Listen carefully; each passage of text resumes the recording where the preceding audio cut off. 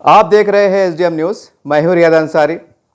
इस वक्त मैं महाराष्ट्र के ऐतिहासिक शहर औरंगाबाद से बात कर रहा हूं और आज मैं वीडियो इसलिए बना रहा हूं कि हमारे सिल्लोड के लोकप्रिय आमदार जनाब अब्दुल सत्तार साहब जिन्हें हमने देखा है भी एक रोज़ पहले एक मीडिया के माध्यम से उन्हें वज़ीर औक़ाफ़ बनाया गया है।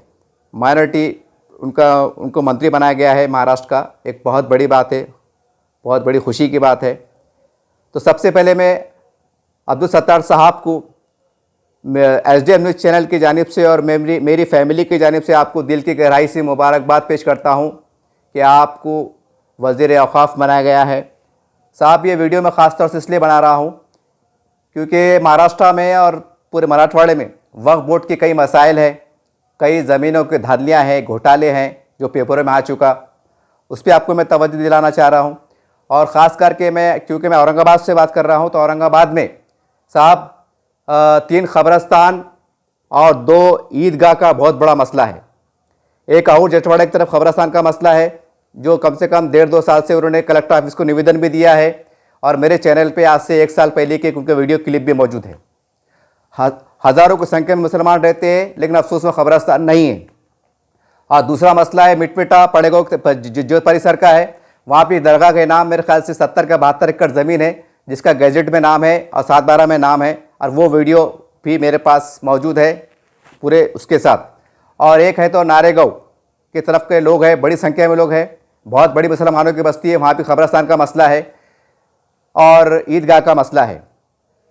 साहब, अभी जो गैर रमज़ान को ईद के दिन ईदगाह छावनी ईदगाह में मेरे चैनल पे वीडियो मौजूद है। करीब 30 से 40 हज़ार लोग ख़बरस्तान में खड़े नमाज़ पढ़े। इसका मैंने कुछ हिस्सा मैंने शूट किया हूं और स्पेशल वो नाम से वीडियो भी बनाया हूं, वो आप चैनल पे जाके चेक कर सकते हैं, देख सकते हैं। ईद का वीडियो है। तो साहब, आपसे बड़ी दर्दमंद अपील है कि 3 ख़बरस्तान है और 2 ईदगाह हैं, एक मिटमिटे में है और एक जो है तो नारेगांव की तरफ है, वहाँ भी वक्फ बोर्ड की ज़मीन है खरीब में। सर, आपसे गुजारिश है कि ये मसले पर आप ज़रा ध्यान दीजिए। और इसी के साथ साथ तमाम मराठवाड़े में और महाराष्ट्र में जहाँ जहाँ भी मुसलमान बड़ी अक्सरियत में रहते हैं, बड़ी संख्या में रहते हैं, तो आपसे गुजारिश साहब, क्योंकि आप वज़ीर वक्फ बनाए गए हैं, बहुत बड़ी बात है। अल्लाह शायद आपसे अल्लाह बहुत बड़ा काम ले रहा होगा। मुझे ऐसा लगता है कि आप वहाँ के तमाम अजला जात, जैसा उसमें जालना है, बीड़ है, नांदेड़ है, परभनी है, नागपुर है, भिवंडी है, जो भी अलग अलग डिवीज़न के लोग आते, जहाँ भी आप दौरे को जाएंगे साहब, तो आपसे मेरी रिक्वेस्ट है, हाथ जोड़ के रिक्वेस्ट है साहब, कि वहाँ के जो मौलवी हजरात है, उलमाए दीन है, जमात इस्लामी के ज़िम्मेदारान है, जमीयत उलमा के ज़िम्मेदारान है, क्योंकि ये लोग मजहबी लोग हैं, ये ऐसी कामों में हिस्सा लेते रहते हैं। आप उनको बुला के बातचीत कर सकते हैं कि भाई आपके ज़िले में ख़बरस्तान का कोई मसला है क्या, या ईदगाह के लिए ज़मीन है, मतलब आबादी बहुत ज़्यादा होगी, जगह कम पड़ रही क्या, अपने पास जगह है क्या।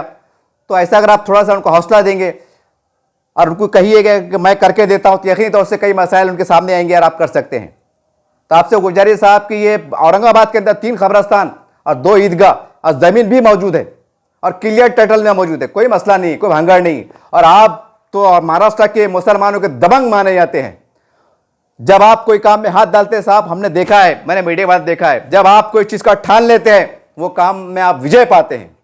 ये एक बहुत बड़ी बात है आपके नाम में भी और आपकी शख्सियत में भी और आपके काम में भी। तो इसीलिए मुझे एक एहसास हुआ कि औरंगाबाद के अंदर जो वक्फ बोर्ड के मसाइल है मराठवाड़े में, कि अजीब गरीब मसला है साहब।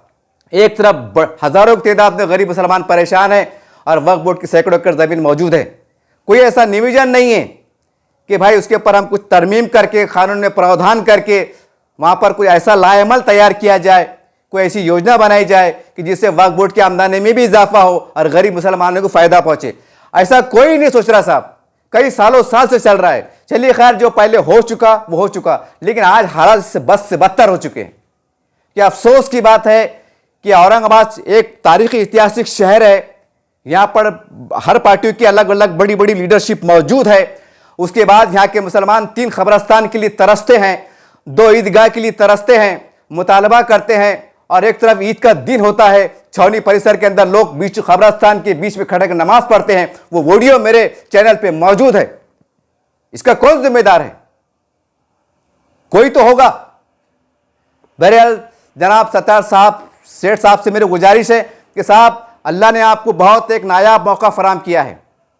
आज जो महाराष्ट्र में उथल पुथल की राजनीति चल रही है, आज मुसलमान बड़ी आस भरी निगाहों से, मैं समझता हूं कि मौजूदा हालात में आपकी तरफ देख रहा है कि वक्फ बोर्ड के जरिए से कुछ ऐसा एक ठोस नियोजन करें, आप एक ऐसा इतिहास रच दीजिए कि जब अब्दुल सत्तार सेठ के हाथ में वजीर वक्फ आता है तो वो ये काम करके बताता है, और ये काम करके बताया, पूरे महाराष्ट्र की जनता को बताया और खासकर मुसलमानों को बताया, जैसा डॉक्टर रफीक जकरिया साहब ने इतिहास जब अपने दौर में इतिहास रचा है। तो मैं समझता हूं कि वक्फ बोर्ड के अंदर और वक्फ बोर्ड की जो आपको जिम्मेदारी दी गई है, तो आप भी एक इतिहास रच सकते हैं। कितने सालों से जो कोई काम नहीं कर सका, कोई वक्फ मंत्री नहीं कर सका, वो अब्दुल सत्तार सेठ ने करके बताया है। यह आज मुसलमानों में चर्चा है साहब, आज बड़ी उम्मीद भरी निगाहों से आपको लोग देख रहे हैं। और उसके साथ साथ कई मुस्लिम बस्तियों में, खासकर अगर मैं पड़ेगांव की बात करूं साहब, वहां जमीन भी मौजूद है लेकिन गरीब मुसलमानों को शादी खाना नहीं है। नारेगांव के अंदर प्राइवेट है लेकिन सरकारी नहीं है, जमीन अब भी मौजूद है।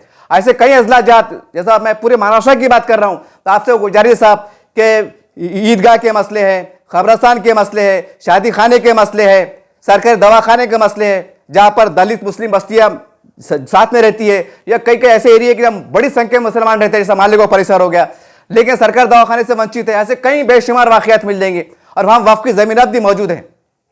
तो आपसे गुजारिश साहब कि इसके ऊपर आप ध्यान दीजिए, क्योंकि आपने आप काम करते हैं, पूरा महाराष्ट्र आपको जानता है, पहचानता है कि आप जब कोई काम में हाथ डालते हैं तो आप फतेह होते हैं। तो आपसे गुजारिश साहब, हाथ जोड़ के गुजारिश है कि औरंगाबाद के मुसलमानों पर रहम करो आप। 3 कब्रस्तान के लिए यहाँ के लोग परेशान हैं, और अगर 2 ईदगाह बन जाती हैं तो आने वाली नस्लों के लिए बड़ा कारामत साबित होगा।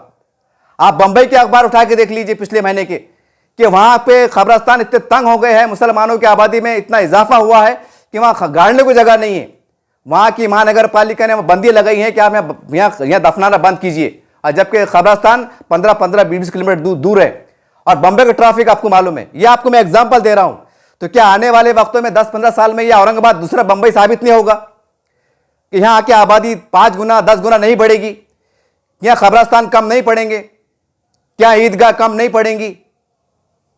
कि यहां पर गरीब मुसलमानों के बस्ती में शादी खाने नहीं होना चाहिए? कि गार्डन नहीं होना चाहिए? ये होना चाहिए, जमीन भी मौजूद है साहब।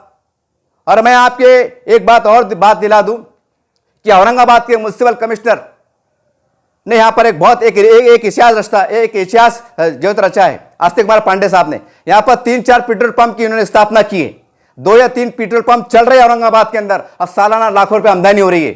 बड़ी हैरत की बात है साहब कि वक्फ बोर्ड की जमीनात भी हाईवे के ऊपर है, शहर के बीच में है, वहां पर पेट्रोल पंप डाल सकते हैं, लाखों रुपए की आमदनी हो सकती है। मेरे समझ में नहीं आता साहब कि जब वक्फ बोर्ड की जमीन मौजूद है तो हम क्यों नहीं कर सकते? अब इस पर एक सवाल जरूर उभर रहा होगा, या लोग कह रहे होंगे कि वो वंशाय वक्फ है, वो ऐसा है, ऐसे हिले बहाने लगते साहब, ऐसा दिल खून उठता साहब कि मैं क्या करूं। जो करने वाले थे वो हिले बहाने करते कि नहीं वंशाय वक्फ है। मैं उनसे पूछना चाहता हूं कि जब वक्फ बोर्ड में भ्रष्टाचार चल रहा था, जब पेपरों में आ रहा था, तो वो कौन सा मंशा वक्फ था? आपका जमीन उस तरफ क्यों नहीं जाएगा था? क्या वो आपकी प्रॉपर्टी प्राइवेट रहती थी तो आप क्या केस नहीं लड़ते थे? बताइए ना, क्यों खामोश बैठे आप? इसलिए कि वक्फ बोर्ड का मसला है? इसलिए कि यतीम गरीब यसीम मिस्किन का मसला है? इसलिए कि दरगाह मस्जिद कब्रस्तान का मसला है? और फिर हम बात करते हैं कि सरकार बदमाश है, आरोप लगते हैं शिवसेना, बजरंग दल, शिवसेना, पता नहीं ये बीजेपी वालों पर आरोप लगते हैं कि जातिवाद करते हैं, और वक्फ बोर्ड को जो नुकसान पहुंच रहा है सब मुसलमानों के हाथ में है। अब इसका आरोप किस पर मरने गए आप? कोई एहसास नहीं है कौम का? कोई दर्द नहीं है कि मरना नहीं है, कि जवाब देना नहीं है? मैं उनको कह रहा हूं जो भ्रष्टाचार में लिप्त थे। तो मैं जनाब अब्दुल सत्तार साहब से गुजारिश करता हूं कि साहब, एक अल्लाह ने आपसे बहुत बड़ा नायाब मौका हाथ में दिया है। जहां जाके पूरे महाराष्ट्र में जहां मुसलमानों की कसीर आबादी है, खुदा एक दानिशमंदी का सबूत देते हुए और थोड़ा दूर का सोचते हुए कि नहीं आने वाले वक्तों में 5 साल में, 10 साल में, 15 साल में मुसलमानों की आबादी में इजाफा होगा, तो ये इनके लिए कब्रस्तान होना जरूरी है, कब्रस्तान होना जरूरी है, मस्जिदें होना जरूरी है, ईदगाह होना जरूरी है, खेल के मैदान होना जरूरी है।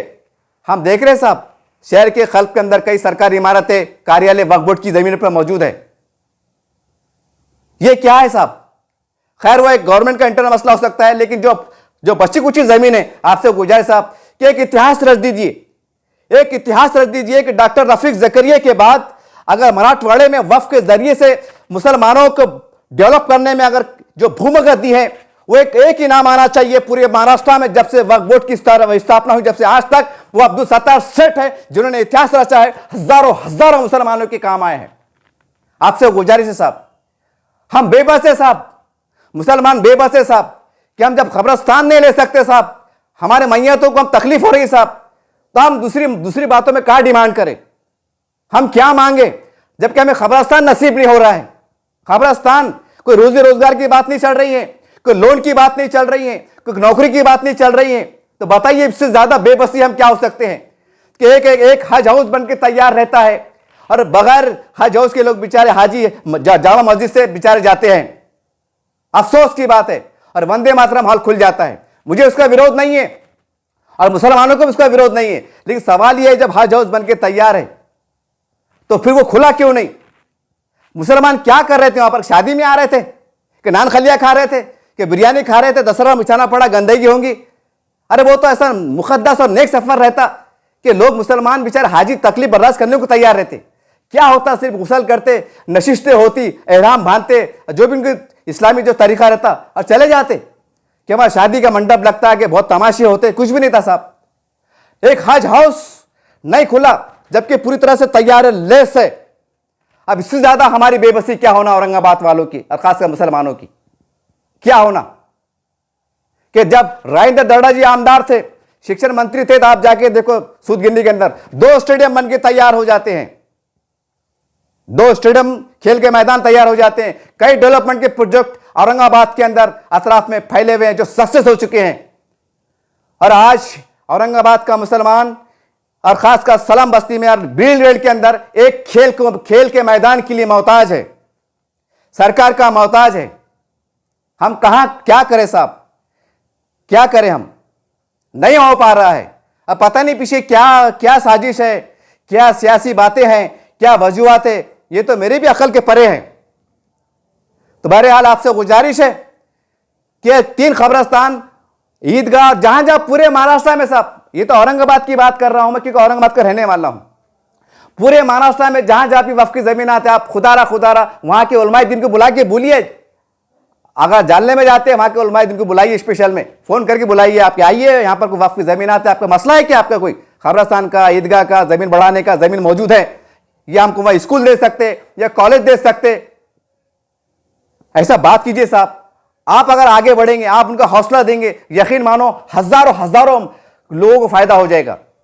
और ईदगाह अगर तामीर हो जाएंगी हर जिले में जहां भी जरूरत है, जरा सोचिए साहब, 30 दिन के लोग रोजे रखते हैं, अल्लाह से दुआ मांगते हैं, और वो ईद का दिन अल्लाह के इनाम का दिन होता है। अगर वो ईदगाह बनाने में आपका रोल अदा करते हैं आप, और आपके जरिए से अगर ईदगाह तामीर होती है, तो सोचिए वो ईद का दिन और इनाम के दिन में आपको कितनी दुआएं शामिल होंगी, आपके वालिदैन को कितनी दुआएं मिलेंगी, आपके अहले खानदान को दुआएं मिलेंगी। हम तो एक दिन चले जाएंगे साहब, आप भी जाएंगे, हम भी जाएंगे, लेकिन आपको कितनी दुआएं मिलेंगी आप तस्वुर नहीं कर सकते। जब आखिरत का दिन होगा तो आप हैरत करेंगे कि जितनी इज्जत, जितने इनामात से मुझे समझ में नहीं आया, आज मुझे गरीबी की दुआएं मिली, रोजदारों की दुआएं मिली जो ईदगाह में थे, आप हैरान हो जाएंगे। और ये सच है साहब। तो आपसे उम्मीद करते हैं कि वो मौजन के मसले हैं, इमाम साहब के मसले हैं। अभी वक्फ बोर्ड के अंदर 1 साल पहले साहब इमाम साहब और मौजन साहब को जो बेघर लोग, उनको घर के लिए एक फॉर्म गया है साहब, दरखास्त गई है। अफसोस के 1.5 साल होगा उस पर कोई अमल बजावनी नहीं हुई। आज औरंगाबाद में सैकड़ों की तादाद में मुसलमान गरीब बेघर लोग हैं, किराए से रह रहे हैं साहब, तंगदस्ती से रह रहे हैं, उनको घर नहीं है साहब। तो आपसे गुजारिश है साहब कि इसके ऊपर भी थोड़ा ध्यान दीजिए, ये आप काम कर सकते हैं। तो उम्मीद करते हैं कि आप उस पर ध्यान देंगे। मेरी तमाम खासतौर के अब्दुल सत्तार साहब से गुजारिश है कि आपको फिर एक बार मुबारकबाद, आपको बहुत बहुत बधाई कि आपको वजीर वक्फ बनाया गया। उम्मीद करते हैं तमाम बातों पर, ये दरखास्तों पर आप ध्यान देंगे। यही आपसे इल्तिजा है, दरखास्त है। जय हिंद, जय महाराष्ट्र।